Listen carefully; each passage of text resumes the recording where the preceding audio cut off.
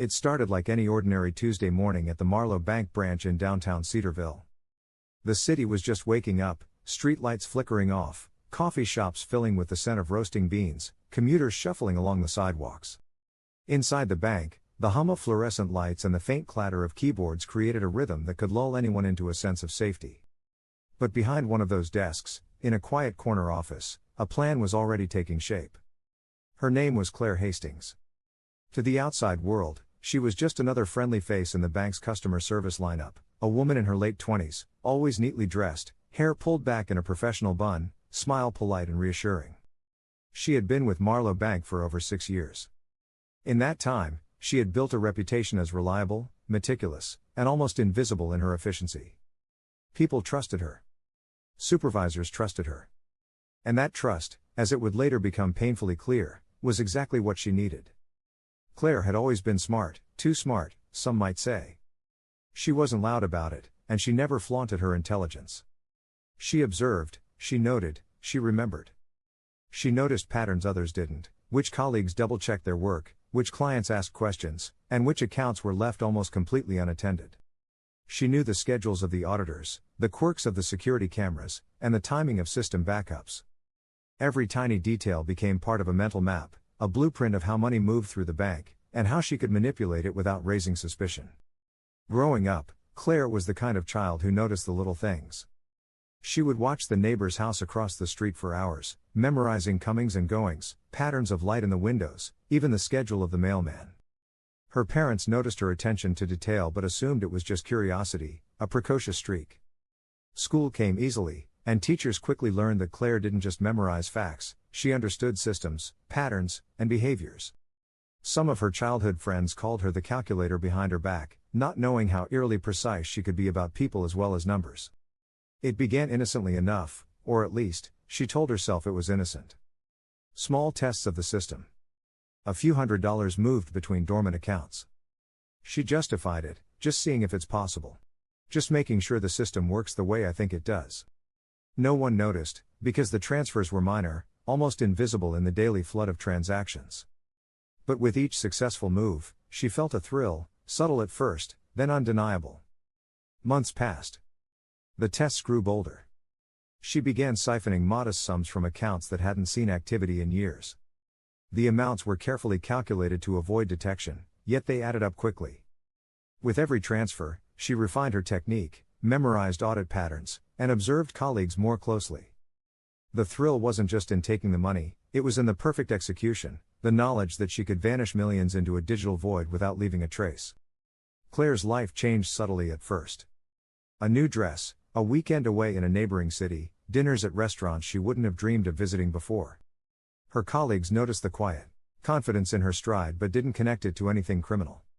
She smiled politely, helped clients as usual, and maintained her reputation as the dependable, efficient banker. But there was more than just financial thrill for Claire. Over time, it became a game, a mental exercise.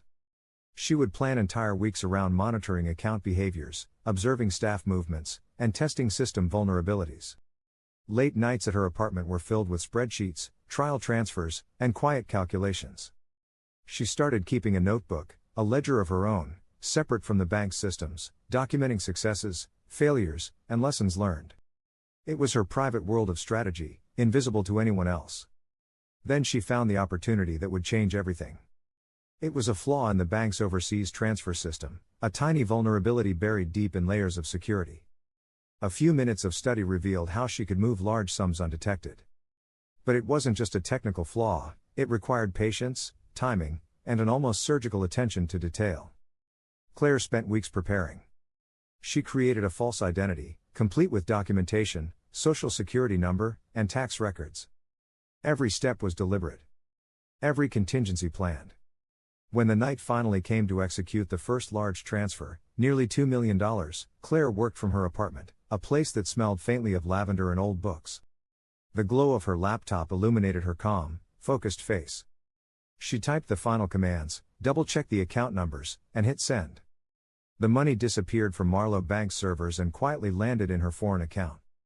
She leaned back in her chair and exhaled, letting the adrenaline rush quietly through her veins. For a moment, she felt untouchable. But banks have safeguards, and humans have instincts. Within weeks, the irregularities began to accumulate in internal reports. Tiny discrepancies in ledger balances, minor anomalies in transfer patterns, nothing overt, nothing immediate, but enough to raise a cautious eyebrow. That's when Jordan Hale, a junior auditor, noticed the pattern. Fresh out of college, idealistic, and exceptionally observant, Jordan traced the anomalies across months of data. The accounts were old, inactive, and yet they were showing subtle, unexplained movements. And all the data pointed back to Claire. The first confrontation was polite. Jordan approached her during lunch, asking for clarification about the unusual transfers. Claire smiled, calm and composed, answering each question with precision. Her demeanor was unsettling in its serenity. But Jordan persisted. He followed the trail, connecting access logs, timestamps, and transfer records, until the pattern was undeniable. Months of careful theft had left a trail, and now someone was following it.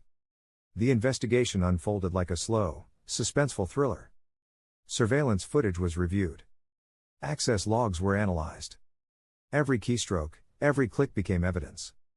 Even her meticulous attempts to mask her tracks couldn't withstand the combined scrutiny of technology and human observation. The net was closing, and Claire knew it. Yet she did not panic. She remained outwardly composed, almost clinical, as investigators traced the threads of her plan. Outside the bank, Cedarville remained oblivious. People went about their daily lives, sipping coffee, hailing cabs, and shopping at local boutiques. The city had no idea that one of its most trusted citizens had been quietly siphoning millions, right under their noses. That duality, her ordinary presence versus extraordinary crime, made Claire both fascinating and terrifying. When the authorities finally came for her, it was a quiet Thursday morning. Claire opened the door of her apartment with a coffee cup in hand, her expression calm. There were no shouts, no dramatic struggle. The agents read her rights, handcuffed her, and led her to a car. Neighbors later described the scene as surreal, the friendly woman who greeted them in the elevator, now quietly escorted into a waiting vehicle. The courtroom was a spectacle in Cedarville. News crews packed the halls outside, while inside, lawyers laid out every detail of Claire's meticulous theft. The prosecution explained how she had studied internal controls, created a false identity, and executed transfers with precision. Witnesses described their shock, unable to reconcile the woman they trusted with the criminal she had become. Through it all, Claire remained composed, taking notes methodically as if the trial were just another puzzle to solve.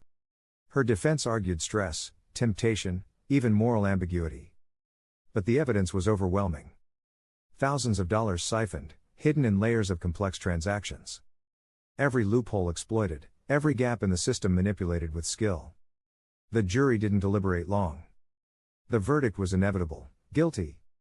Years in prison, restitution to the bank, and a reputation that would forever mark her name in the annals of financial crime. Even behind bars, Claire's mind did not rest. Fellow inmates whisper that she teaches bookkeeping and finance, helping others understand the intricacies of money and systems. Some speculate she is still planning, still observing, still mapping patterns for a future she may never disclose. Her intelligence, patience, and precision remain intact. What makes Claire Hastings chilling is not just the theft. It's the reminder that danger is not always loud or obvious. Sometimes it comes in quiet smiles, in calm voices, in people you trust implicitly. Security systems have blind spots. Trust can be exploited.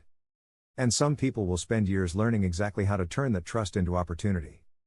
When you think about it, the scariest part isn't that she stole the money, it's that she could have been anyone. The person who helped you with your forms, who smiled at you in the lobby, who seemed perfectly ordinary.